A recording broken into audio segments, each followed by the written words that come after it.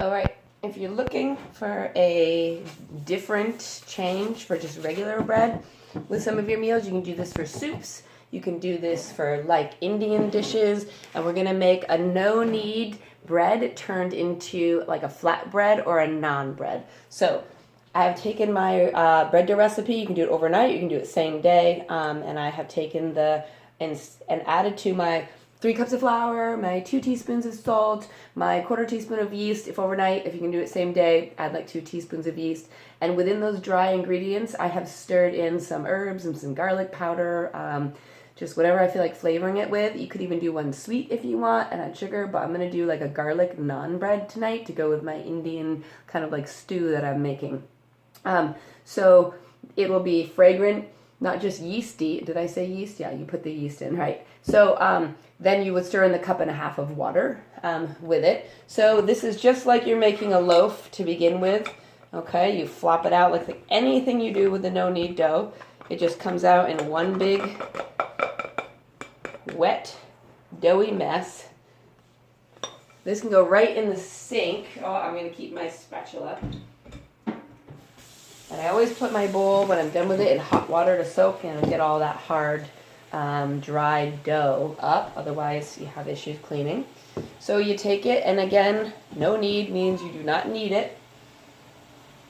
You're going to flour it on all sides so it doesn't stick, okay? And that's all you need to do with that. Then you're going to press it out almost like you're doing English muffins. Trying to get that glare. There you go. It's sunny out all of a sudden. So I press it out. Okay, so I've got, it doesn't have to be as flat as English muffins, surely not a pizza. So it's like this. And what I'm going to do now is I'm going to cut through, and I'm going to cut it into pieces almost like I'm making donuts. Okay. It doesn't have to be perfect shapes. Okay, I'm just pressing it out so I can see the kind of the size I'm working with. This is not going to proof anyway in particular.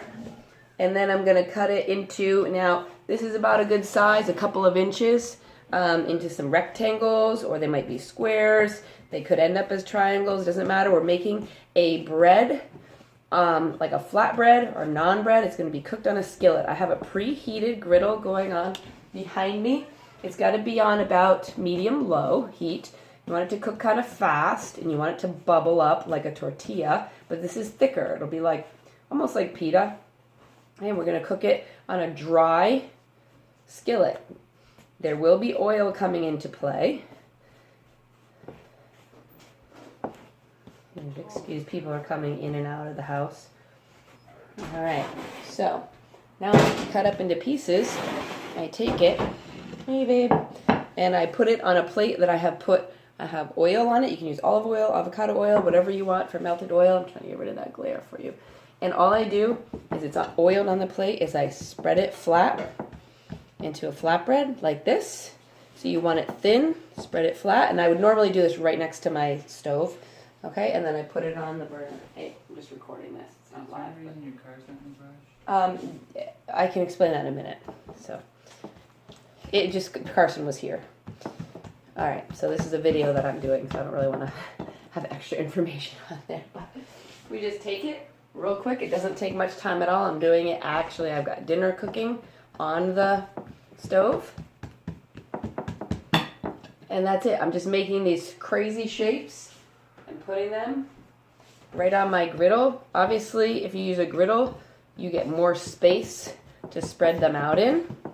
There's nothing on the griddle. The oil is on here. You could use ghee, melted clarified butter, and make that would be more traditional naan, but Mama doesn't have a pocketbook for that.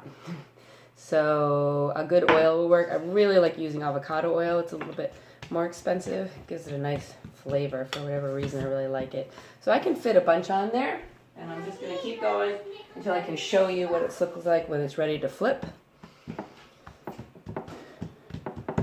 All right, now they're starting to bubble, and I'm just going to take you as far as showing you what they look like when they are on the griddle after I get this one on. And I just keep adding oil to my plate. You want them kind of oily. The oil will dry that out when it's on. Let me wash my hands so I can hold my phone. The computer is not working. So I can't use my computer. Okay, so I'm going to take you with me. So again, I'm all done with my scrap flour. I've cut all of these up into just kind of whatever sizes, and I'll be flattening them out on here with there's oil on the plate. Okay, and I just get it oily so it's shiny all around in my hands too, and I press it out nice and flat. And now I put it over here on the griddle. This is the last one that I put on, so it's still flat. Okay, and pretty oily looking, and so you can see this is the first one that I put on. See, it's starting to bubble, and when it's starting to bubble, that's when you know it's ready to turn. Now, I'll check it, and they move around really nicely because they dry out. So it's still not quite browning because I honestly just forgot to turn the griddle on before I did this. So it's taking a little bit longer for it to get its full heat, but what we look for is for it to start to brown, and that's okay if I don't have a lot of time right now to show you that. It is cooked. You can feel it. It's cooked all the way through, and now what will happen is the sides that are bubbling, which you can see all the other ones are starting to bubble, okay? Those bubbles will come up on this side, and when you flip it over, you'll get that nice look of like a nice naan bread or a pita, where some will be like really darker cooked, almost like charred a little bit, but not burnt. And it'll be really, really pretty. And I will just literally take these once this is done. It's going to take a little longer. I won't be able to put it in the video, but I'll post a picture with it. Once they are done, you just throw them in a bread basket, like in a towel, and they will feel dry. They won't feel greasy and oily. And then you can dip them into your bread. You can use them as gyro wraps. If you make them bigger, you can use them as miniature pizzas if you want to keep them on hand. They freeze well. You can also use them if they don't get all eaten, which is really rare. You can use them, cut them up, and you can toast them in the oven, and they are now like pita chips. They're great with hummus. You could again use them as a gyro and spread them with hummus and vegetables and just kind of fold them in, or put them like a sandwich and eat them. Very, very, very, very delicious. Very, very easy. Quick bread to make for your family. You don't have to wait. My kids will eat it right off of the griddle. See what this one's looking like. So it's starting to come around, but it's still a little wet. That's only because it wasn't hot enough, but normally I can flip them right over. Let's see what these ones look like. See if my temperature is any better on this end. And they need a little bit longer, so you won't get to see the full end. See what this one looks like. But you can see it's bubbling. But normally I don't flip them. These are pretty white.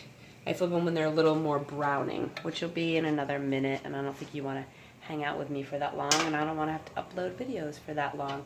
Let's see. One more flip. It's the first flip. So they're still not brown. Normally I have the temperature up a little higher. So you live, you learn. I'm usually doing this at the same time as I've got my potatoes cooking, sweet potatoes that are going to go into my Indian dish with some coconut milk and some chicken and some broccoli and probably some garbanzo beans and stuff like that.